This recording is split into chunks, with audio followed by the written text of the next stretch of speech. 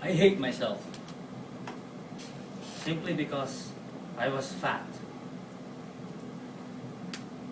Guests, fellow Toastmasters, good evening. Good evening. Yes, I hated myself because I was fat. Was, just to make it clear. For years I was plagued with the idea that to be fat was to be used. To be fat was to be rejected. To be fat was to be a loser. And to be fat was shameful. Back in my elementary days, I was the champion. I was the best in after-school games. Everybody wanted to play in my team because we always win. But then came grade 4. Well, I became fat.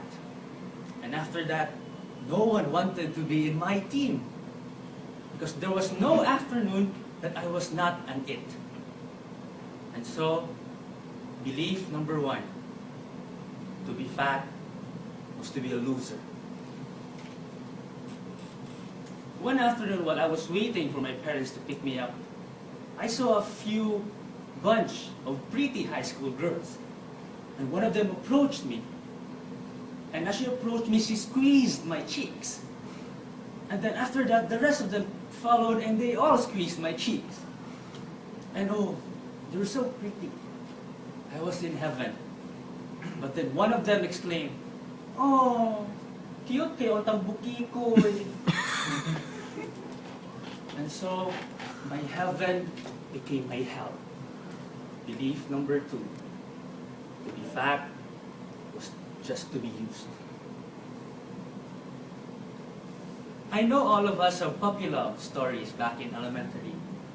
I too had my own, and it's quite unique. From kinder to grade 3, I was part of the dance troupe in our class. And my first love was with my partner. She was the prettiest girl in our class. And oh, how excited I am during our practices. I cannot forget the smell of her hair. I cannot forget every time I hold her hands and put my hand into her waist. But then one day, grade 4, for the first time my heart was broken. It was pierced. Why? Because the teachers have to take away my partner from me. Because when we dance, we are like number 10. My partner was so slim and sexy, and I was round.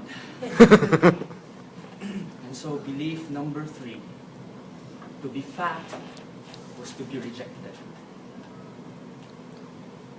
And finally, one fateful day, I was going home from class. I was just walking simply, and one street kid ran and pointed her finger at me. And he shouted, "Ah, baboy, baboy, baboy, baboy." I could still remember that look in his eyes. And oh, it was painful. It was really painful. And belief number 4, to be fat, was shame. Unfortunately, the years that followed, I came to live in that belief. I never played anymore because I know that I will lose. And I never believed in people's affection. Why? Because they're just using me. I never believed in myself. I was broken-hearted and I never fell in love again because I know I'll just be rejected. Even though in high school, yes, I became slim already. I was so hot and sexy. But that was due to starvation in our school. And yet, from that day on, I built a wall around myself. Unfortunately, in the coming years, I still live there, in that wall, in that cage. Not until one day, just boom, I realized no one ever told me that I was a loser. I realized that no one really rejected me. Because I cannot blame my teachers for taking away my partner.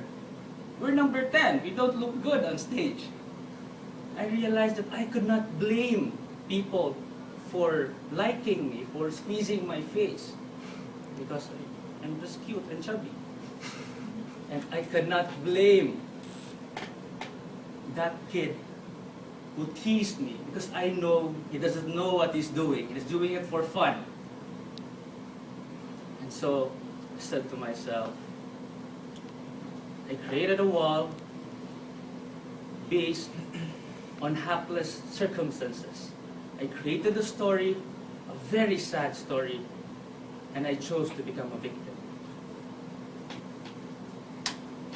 Friends,